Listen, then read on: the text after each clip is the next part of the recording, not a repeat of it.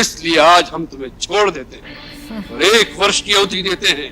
स्वयं प्रसन्नता से हमारे अंतपुर में आ जाना, अन्यथा हमारे रसोइये सवेरे का कलेवा तैयार करने तुम्हारे शरीर के टुकड़े टुकड़े कर डालेंगे। तुम लोग सावधानी से सीता की रक्षा करना। कोई भी पुरुष या स्त्री हमारी आज्ञा बिना सीता से मिलने न पाए। इन्हें मोती, माणिक, स्वर्ण, वस्त्र, आभूषण, जिस वस्तु की इच्छा हो वह तुरंत दी जाए। यह हमारी खुली आज्ञा है। सीता तुम्हारी भावी महारानी है, अतः जो कोई भी जानबूझकर या अनजाने में विदेह कुमारी से अप्रिय वचन कहेगा तो हम समझेंगे उससे अपने प्राण प्यारे नहीं है।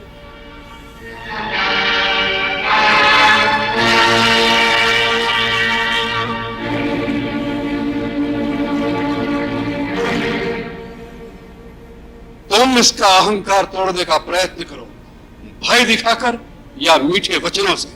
साम, दाम, दंड, भेद, किसी भी उपाय से इसे वश में लाने की चेष्टा करो। जो कोई इसके आत्मसमर्पण का शुभ समाचार हम तक पहुंचाएगा, हम उसे मुंह मांगा धन देंगे। जो आज्ञा महाराज।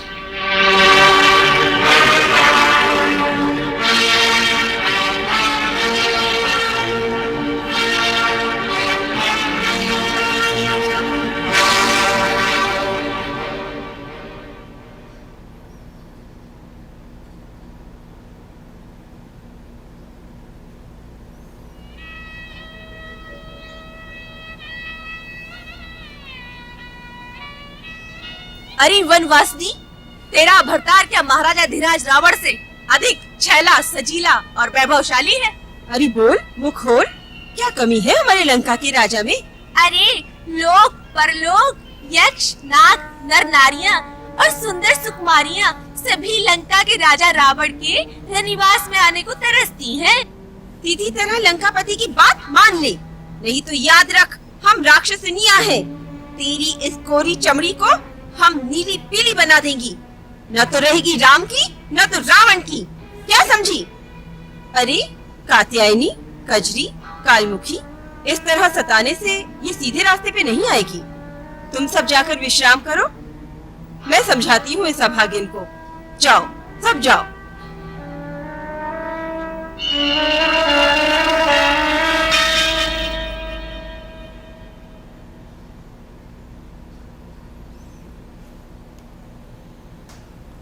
देवी सीता, तुम सती शिरोमणि हो। तुम्हारी पति भक्ति को देखकर मैं तुम्हारी भक्त हो गई हूँ। त्रिजटा को तुम अपनी मित्र समझो, अपनी सेविका समझो। तुम ये कह रही हो, या तुम मुझसे छल कर रही हो, या तुम राक्षस कुल की नहीं हो? हूँ तो राक्षस कुल की, पर राक्षसों में भी एक भावना होती है, स्त्री सुलभ दया और ममता होती है। मेरी अनुनय को स्वीकार करो, थोड़ा खा लो। मुझे कुछ नहीं खाना। अगर खाओगी नहीं तो फिर जीवित कैसे रहोगी? इस अवस्था में मुझे जीकर भी क्या करना है? इससे तो मृत्यु उत्तम है। देखो, सोचो, इसका अर्थ ये हुआ कि तुम्हें अपने रघुवंशी पति के प्रेम और बल पर विश्वास नहीं है। ये तुम क्या कह रही हो त्रिजटा? तीनों लोकों में वही तो एक है जिसमें मैं तो क्या सारा संसार विश्वास करता है। यदि इतना ही विश्वास है तो फिर मृत्यु की कामना क्यों कर रही हो? जिस पापी ने तुम पर अत्याचार किया उसका अंत अपनी आंखों से नहीं देखोगी? जरा विचार करो, यदि श्री राम पराक्रम करके रावण को पराजित करेंगे तो किसके लिए, किस आशा पर? उनका लक्ष्य एक ही होगा ना, कि अपनी प्रियतमा सीता को फिर से पा सके। ये अच्छी है या छल कर रही हैं? क्या तुम उनका ये लक्ष्य भी निष्फल बनाना चाहती हो?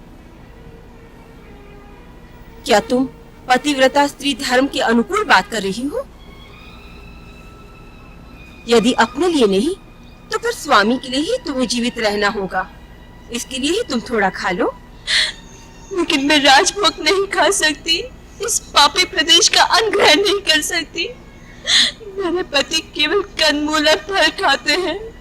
ये तुमने स्त्री धर्म के अनुकूल बात कही है। मैं तुम्हारे लिए सात्विक कंदमूल का आहार लेकर आऊंगी। कहाँ से? लंका में भी कुछ सात्विक लोग हैं, विभीषण जैसे नीतिवान।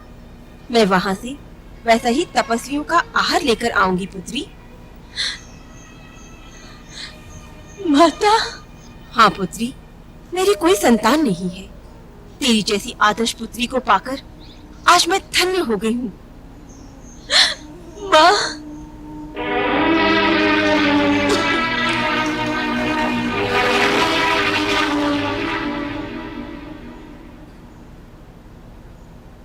भैरवी, ये नए वस्त्र अशोक वाटिका में राजरानी सीता को दे आओ। सीता के लिए आप उसे अपने नए वस्त्र भेंट करेंगी? हाँ भैरवी, वो बेचारी जब से आई है वही वस्त्र पहने हुए हैं। उनके वस्त्र मैले हुए होंगे। वो एक बड़े साम्राज्य की राजरानी है, उन्हें उनके योग्य सम्मान मिलना चाहिए। परंतु महारानी जी, आपको उस पर इतनी दया दिखाने की क्या आवश्यकता है?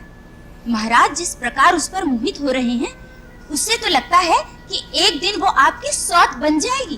वो मेरी सौत बनेंगी या नहीं, इसकी मुझे चिंता नहीं। इस समय वो लंका के राजमहल में है, अकेली है और एक स्त्री है। अच्छी थी ना इसलिए ये। मुझे उन्हें एक विशेष अतिथि का मान देना चाहिए। एक सभ्य गृहिणी का यही कर्तव्य है कि घर में आई हुई स्त्री की आवश्यकताओं का ध्यान रखे। परंतु महारानी जी, अधिक तर्क करने की आवश्यकता नहीं।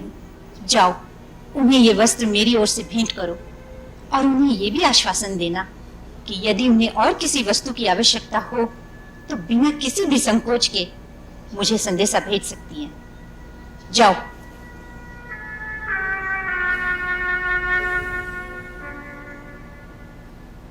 देवी सीता, मैं महारानी मंदोदरी की ओर से तुम्हें ये वस्त्र भेंट करने आई हूँ। इन्हें धारण करो। उन्होंने ये भी कहा है कि एक स्त्री होने के नाते उन्हें अपना मित्र समझो और जिस वस्तु की भी आवश्यकता हो उन्हें संकोच कह भेजो। वो हर प्रकार से आपका आतिथ्य करेंगी। इस आतिथ्य के लिए महारानी मंदोदरी को मेरा धन्यवाद कहना, परंतु ये वस्त्र वापस ले जाओ। मुझे इसकी आवश्यकता नहीं है। आवश्यकता तो होगी, आपके पुराने वस्त्र मलिन हो चुके हैं। नहीं, ये माता अनुसुया के दिए हुए दिव्य वस्त्र हैं।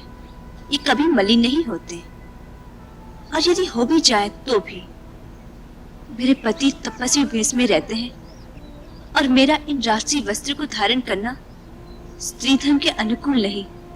धन्य है आप। मेरी ओर से इतनी बात और अपनी महारानी से कहना कि मुझे उनके अनिष्ट की कामना नहीं, इसलिए उनके हित में यही है कि वे अपने पति को समझा बुझाकर किसी प्रकार मुझे अपने स्वामी के पास भेज दें।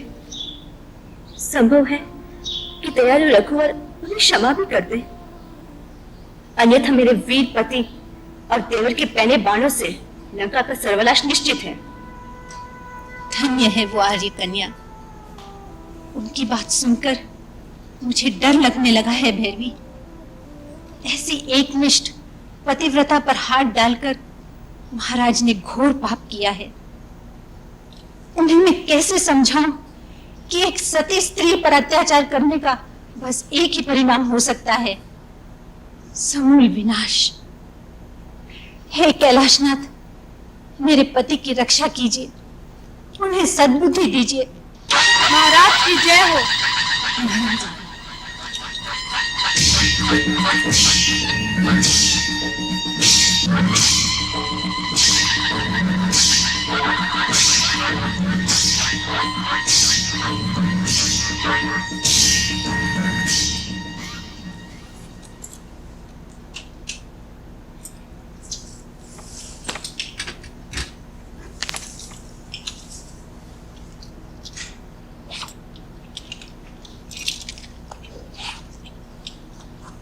नाथ, यदि आप प्रसन्नचित हो तो आपसे कुछ मांगूं?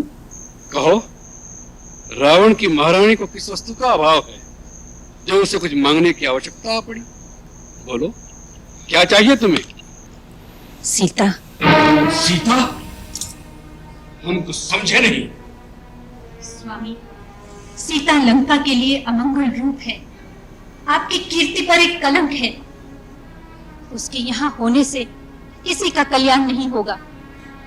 महाराज, अब भी समय है, आप उसे राम के पास वापस लौटा दीजिए, अन्यथा अन्यथा अन्यथा क्या होगा?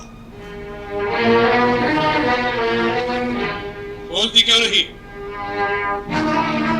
देवी, वीर पुरुष जिस मार्ग पर एक बार आगे पग बढ़ा देते हैं, फिर उसे पीछे हटाने की बात भी नहीं सोचते, चाहे सामने मृत्यु ही क्यों न खड़ी हो। वीर उसी को कहते हैं जो मृत्यु से भी नहीं डरे। यदि तुम्हें हमारे यश और कीर्ति की सचमुच चिंता है, तो हमें ऐसा कार्य करने को न कहो जिसका फल केवल अपकीर्ति और निंदा ही है। रावण की पत्नी और परमवीर मेघनाथ की माता को ऐसी भीरुता शोभा नहीं देती।